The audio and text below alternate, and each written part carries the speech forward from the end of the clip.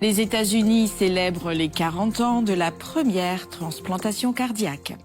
L'Australie fête les 100 ans d'Advent Brass lors d'un concert qui récolte plus de 50 000 $ pour ADRA. Les Malouines accueillent un couple missionnaire qui fait l'expérience du miracle de la grossesse quelques jours avant de partir pour l'un des champs les plus isolés d'Amérique du Sud. L'Église adventiste mondiale présente Une Voix 2027 et prépare une proclamation mondiale de l'Évangile pour l'année 2027. Ces histoires et bien d'autres, maintenant sur ANN.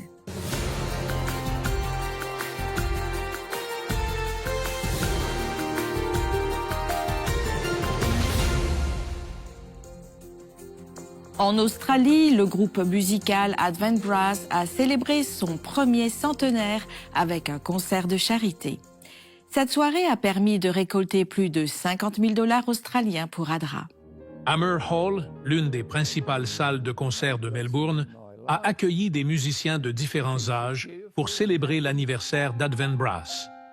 Le groupe a été fondé en 1925 dans le but de former la jeunesse et de servir l'Église et la communauté par la musique. Un siècle plus tard, la musique continue d'être la mission. Advent Brass et Youth. Advent Brass ont partagé la scène lors d'une performance qui a réuni environ 50 musiciens.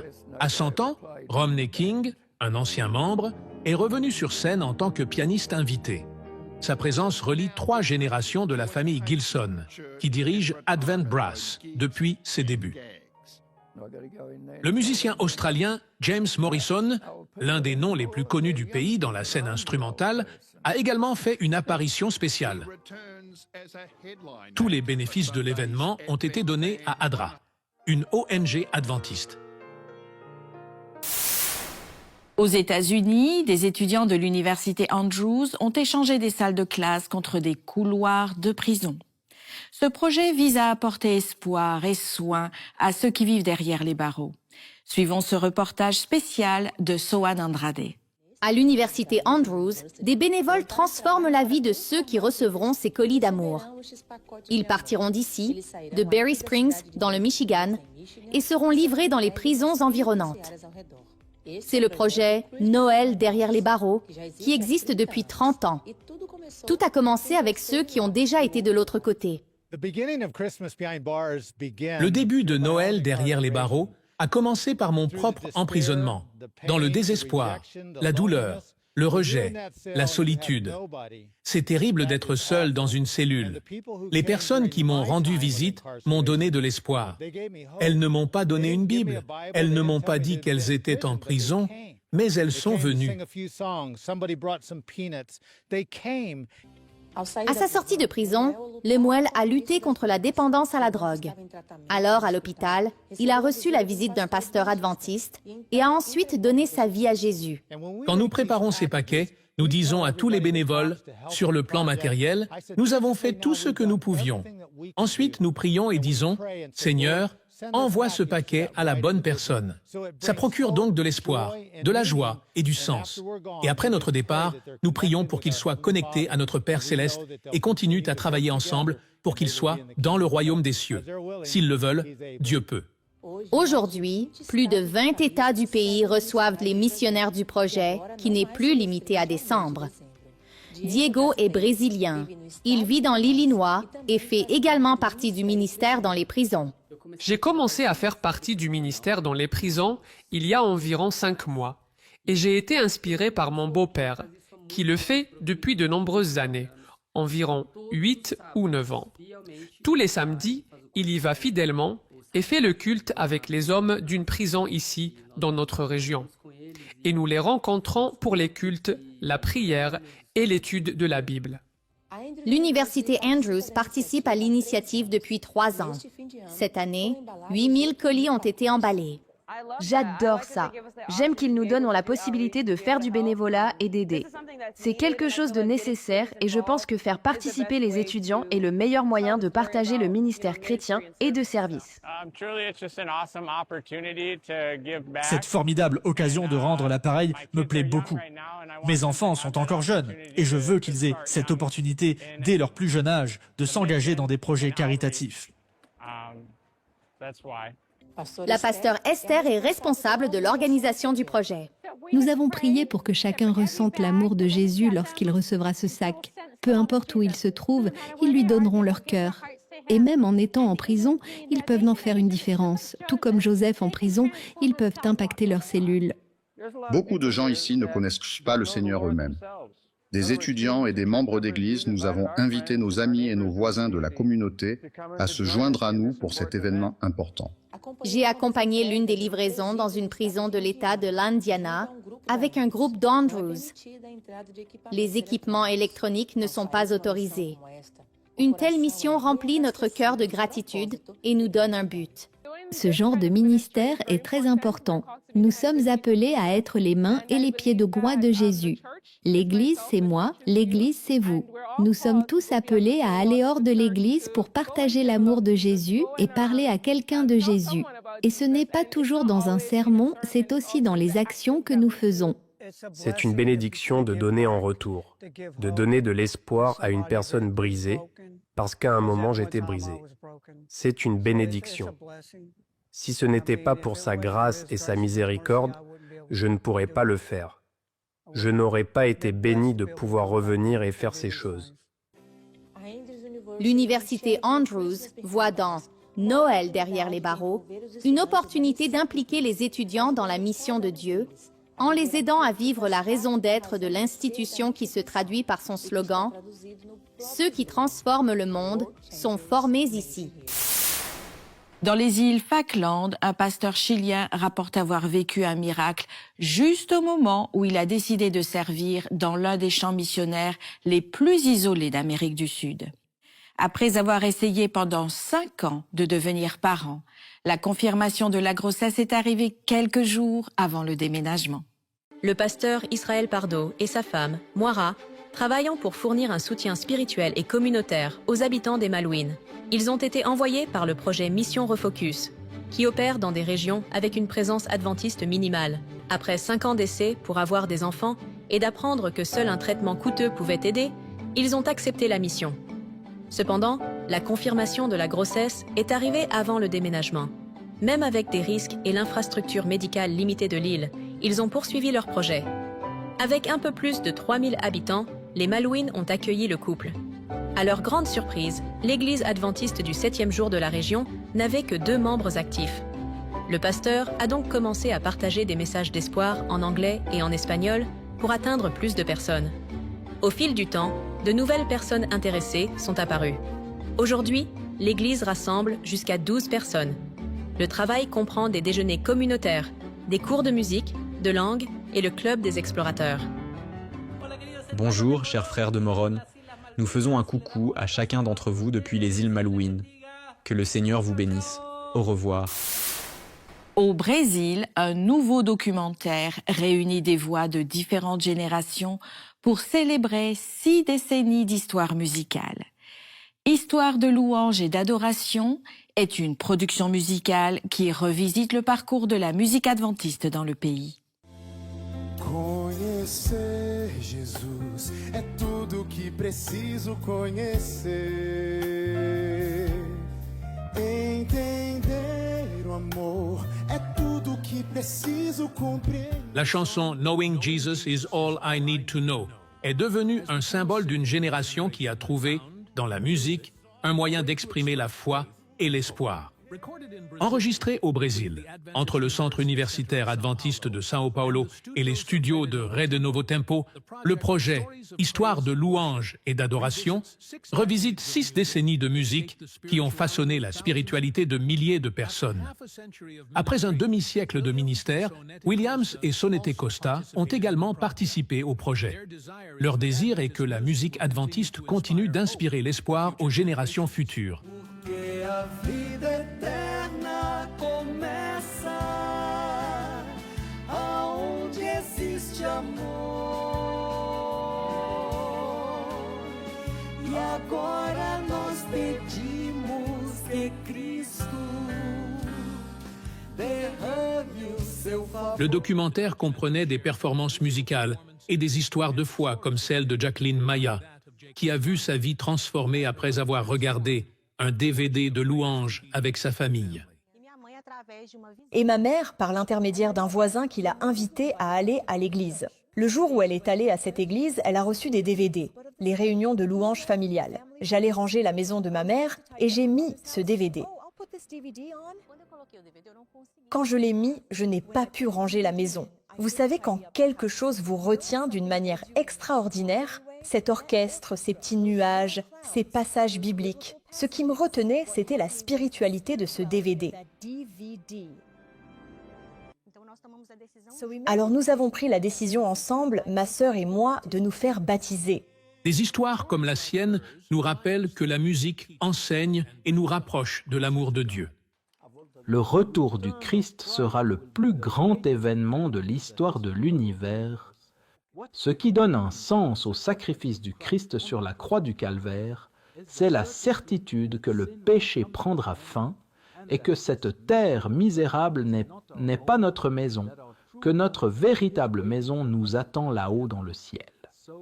Il était donc temps de se préparer au retour du Christ. Sont une célébration de l'espoir qui est chantée et continue de résonner, génération après génération.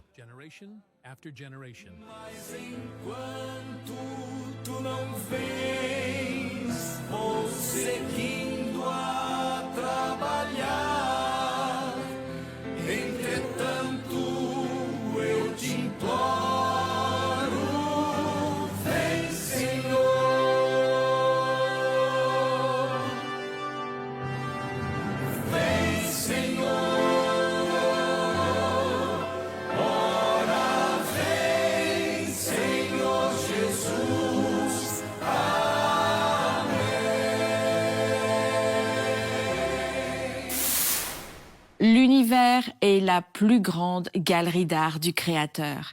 Des étoiles aux plus petites formes de vie. Tout révèle la puissance et la présence de Dieu. Dans le rapport qui conclut notre série spéciale, scientifiques et théologiens parviennent à la même conclusion. La création est la signature divine qui continue de parler au cœur humain. Vous regardez l'œuvre d'un artiste magnifique et vous vous en émerveillez. Le monde est une conception. C'est la seule chose raisonnable à déduire de ce que nous voyons.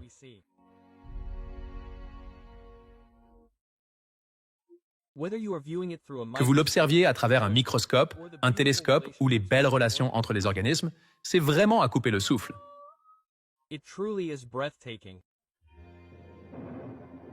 C'est presque comme s'il y avait un signal qui transcende le physique. Vous réalisez soudain que ce que vous voyez ne devrait jamais être pris pour acquis. L'art et le design, si présents dans la nature, offrent plus qu'un bref répit aux soucis et à l'agitation de la vie.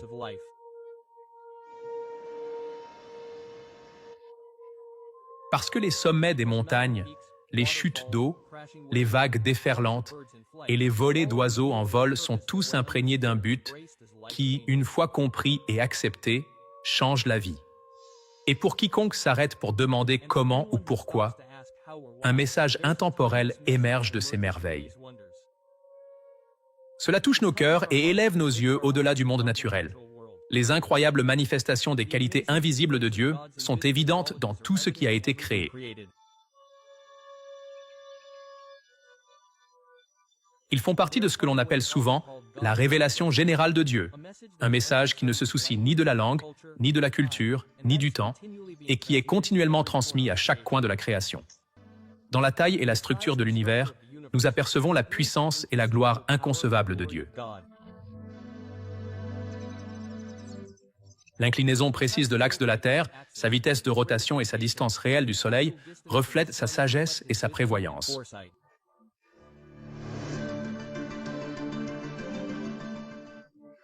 La variété étonnante des 8 millions d'espèces d'animaux et de plantes qui habitent notre planète démontre le sens artistique et le design de Dieu. Et dans le mouvement prévisible des marées, le changement des saisons et l'extraordinaire efficacité du cycle de l'eau, nous pouvons ressentir sa fidélité inébranlable et sa provision pour la vie sur Terre. Alors que nous traversons la vie, nous marchons en réalité à travers une galerie remplie de chefs-d'œuvre, chacun ayant sa raison d'être et son design.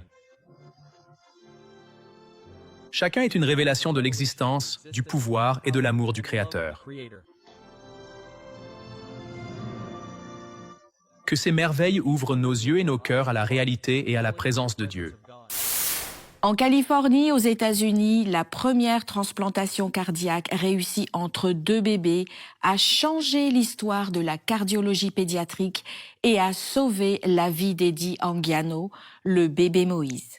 Après 40 ans, il est retourné au centre hospitalier universitaire de Loma Linda pour célébrer le miracle de vivre encore avec le même cœur qu'il a reçu à la naissance.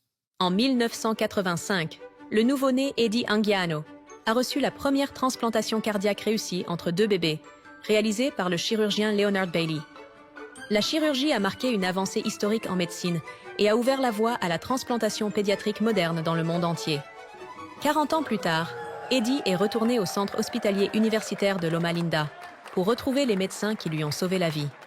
La célébration a réuni des professionnels de l'Institut international du cœur, d'anciens patients transplantés et des membres de la famille. L'événement comprenait un panel avec des membres de l'équipe médicale originale et des spécialistes actuels qui ont réfléchi au passé et discuté de l'avenir de la chirurgie cardiaque pédiatrique. Aujourd'hui, Eddie vit au Nevada avec sa mère et sa grand-mère. Depuis cette première chirurgie, plus de 570 transplantations cardiaques pédiatriques ont été réalisées à Loma Linda et ont offert à des milliers d'enfants une nouvelle chance de vivre. Rendons-nous maintenant au siège de l'Église adventiste du 7e jour où les dirigeants ont présenté le projet Une Voix 2027. L'initiative propose d'unir les médias, l'évangélisation et les églises locales dans une proclamation mondiale de l'Évangile en 2027, une année qui marque 2000 ans depuis le baptême et l'onction de Jésus. Avec des milliards de personnes connectées, la direction de l'Église adventiste croit que c'est le moment idéal pour un message global unique. Nous avons demandé à certains de nos dirigeants ce que nous pouvons attendre de cet événement d'évangélisation mondiale. Une Voix 27 est un appel à notre famille adventiste pour s'unir au même moment dans le partage de notre espoir en Jésus. Chaque croyant, congrégation, ministère participera, pas toujours avec les mêmes mots, mais toujours avec le même message. Et notre rêve est de partager Jésus comme notre Sauveur et notre espoir. Vous avez raison, pasteur Köhler. Imaginez la puissance de ce moment. Des millions de voix dans chaque langue et culture, proclamant tout le Christ. Apocalypse 14:6 dit « Je vis un autre ange qui volait au milieu du ciel. Il avait une bonne nouvelle éternelle à annoncer aux habitants de la terre, à toute nation, tribu, langue et peuple. » C'est ce dont il s'agit dans Une Voix 27. Rick, c'est ce qui le rend si excitant. En septembre 2027, chaque média adventiste, église locale et croyant dans le monde entier, partageant tous ensemble le message des 3 anges. Un membre au Brésil, une église au Kenya, un petit groupe en Mongolie. Différentes voix et approches, mais une famille parlant d'une seule voix d'espérance. Parce que si vous regardez autour de vous, tout le monde a besoin d'espérance. Tout le monde a besoin de Jésus. Nous sommes une église pleine d'espérance dans un Sauveur qui vient bientôt. Et nous devons les amener à cette espérance, parce que l'espérance commence ici. Ensuite, chère famille, nous parlerons de la façon dont Dieu concrétise cette vision avec Jim Howard. Bienvenue Jim. Comment le Seigneur fait-il cela ? Ça n'a pas commencé dans une salle de réunion, mais lors de réunions de prière, dans des conversations où notre peuple disait « Et si nous travaillions tous ensemble ?» Hope Channel planifiait déjà un événement d'évangélisation médiatique mondiale pour 2027, tout comme les ministères personnels et l'association pastorale. Il ne s'agit donc pas simplement d'un programme, c'est un mouvement auquel nous invitons tout le monde à se joindre. Septembre 2027. Qu'est-ce qui rend ce moment si spécial, pasteur Finley ? C'est quelque chose de spécial, chaque fois que j'y pense. 2027, ça fait 2000 ans depuis le baptême de Jésus-Christ, depuis le moment où le ciel s'est ouvert et le Père a dit « Celui-ci est mon Fils bien-aimé. C'est en lui que j'ai pris plaisir. » Nous prêchons sur la venue de Jésus, sa première et sa seconde venue. C'est le message de l'Église aujourd'hui. Une Voix 27 est notre nom interne uniquement. Ce printemps, nous présenterons le thème de notre campagne publique au monde, mais en interne, c'est Une Voix 27, une mission pour tous. Nous prévoyons également le plus grand achat de médias publics de l'histoire de notre Église. Times Square à New York, Piccadilly Circus à Londres, le cœur de Tokyo, Sao Paulo, Mexico, chaque grande capitale mondiale illuminée par notre campagne publique. Nous utiliserons le média le plus puissant, vos réseaux sociaux personnels, votre mur Facebook, ce groupe WhatsApp avec vos cousins, chaque plateforme où vous publiez. Chaque région choisira ses propres intervenants. Nous ne parlons pas seulement de pasteurs, mais de membres laïcs prêchant en ligne et dans les églises. Cela pourrait littéralement devenir le plus grand événement commun d'évangélisation des 2000 dernières années. Nous ne demandons à personne d'abandonner sa mission. Nous leur demandons de l'amplifier à leur manière auprès de leur public. La clé est l'authenticité.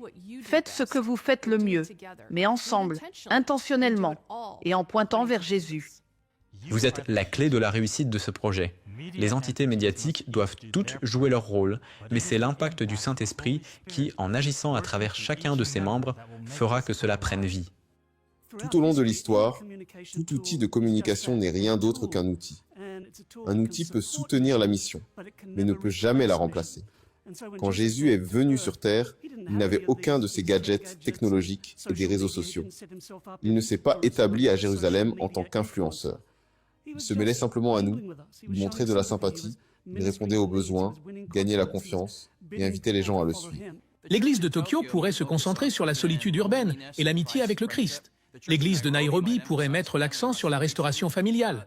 Les jeunes de Sao Paulo pourraient utiliser la musique et l'art. Et les personnes âgées à Londres pourraient organiser des séminaires de prophétie traditionnels. Même Jésus, même moi, même campagne publique, même mission, mais exprimée à travers des millions de voix uniques et d'approches créatives. L'unité n'est pas l'uniformité, c'est l'harmonie. J'aimerais décomposer cela. Tout d'abord, la décentralisation. En ce qui concerne l'administration, nous comprenons que chaque entité connaît le mieux sa communauté. Ce n'est pas une approche descendante. Deuxièmement, la contextualisation.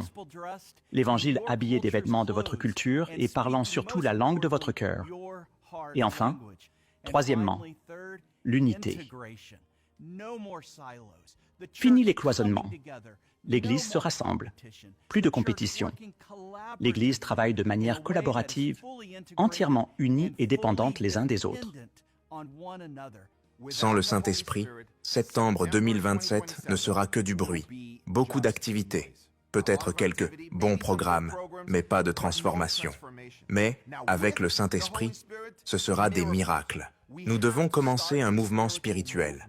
Nous avons besoin du même Saint-Esprit qui est descendu à la Pentecôte et qui a donné du pouvoir à l'Église primitive pour bouleverser le monde. Tout le reste, les médias, la technologie, la coordination, ne sont que des outils. Le Saint-Esprit est la puissance. Préparez-vous, plongez dans Daniel et l'Apocalypse. Tombez à nouveau amoureux de Jésus, car la passion est contagieuse et vous ne pouvez pas partager ce que vous n'avez pas. Septembre 2027. Entourez-le sur votre calendrier. Priez. Préparez-vous. Il y a 2000 ans, le ciel a déclaré « Ceci est mon Fils bien-aimé ». En septembre 2027, nous déclarons « Ceci est notre Jésus, notre Messie, notre Sauveur ». Il est l'espérance de toutes les générations. Après toutes ces questions, j'ai une question pour vous. Êtes-vous partant ?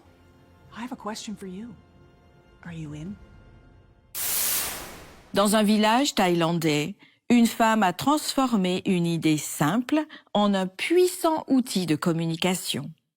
Grâce aux ondes radio et à un contact étroit avec les autres, elle apporte des messages d'espoir aux auditeurs à travers le pays.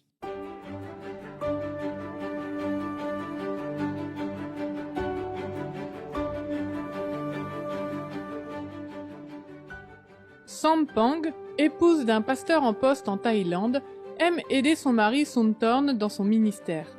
Dans ce pays, il est difficile d'atteindre les populations locales qui sont profondément enracinées dans leur religion. Le couple demande donc constamment à Dieu de l'inspirer sur la manière d'atteindre les gens plus efficacement. Un jour, alors que Sampang et son mari écoutaient la radio, elle a eu une idée.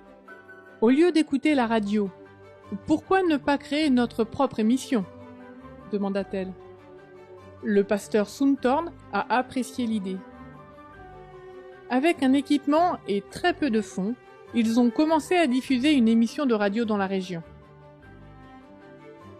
En émettant depuis un village, Sampong et son mari ont été confrontés à de nouveaux défis dans leur station de radio. Il arrive que l'électricité soit coupée pendant que nous sommes à l'antenne ou que Internet ralentisse. Ce sont des problèmes typiques ici dans le village. Pendant que nous parlons, les téléspectateurs peuvent ne voir qu'un écran figé. Et souvent, ils appellent pour savoir si nous allons bien. Leur ministère inspirant a attiré l'attention du Centre Global Mission pour les relations des adventistes auprès des bouddhistes situé dans la ville de Ubon en Thaïlande. Nous avons découvert qu'elle était appréciée de nombreux auditeurs. Nous avons donc modernisé son matériel. Nous l'avons également aidée à financer ses déplacements pour qu'elle puisse rendre visite à ses auditeurs avec son mari, le pasteur. Si la radio peut efficacement transcender les frontières et transmettre des messages à travers des portes closes, certains aspects importants nécessitent une touche plus personnelle. Nous savons que la radio seule, les ondes seules, ne font pas beaucoup de différence dans la vie des gens. Nous avons besoin d'un contact physique, une amitié physique, réelle. Pas seulement une amitié en ligne, mais une vraie amitié. Ce centre de mission globale étend sa portée bien au-delà de son périmètre local. En collaborant avec Sampong et son mari, leur petite station de radio émet désormais dans un rayon de 100 km. Sampong prie pour les auditeurs, répond à leurs questions sur la Bible et accepte leurs invitations à se rendre chez eux, où elle répond à leurs besoins.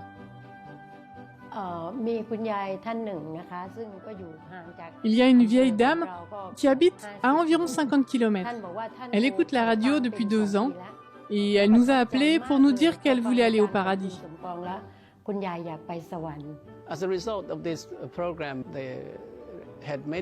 Grâce à ce programme, nous avons de nombreuses études bibliques. Nous avons déjà 2 ou 3 groupes qui prient régulièrement.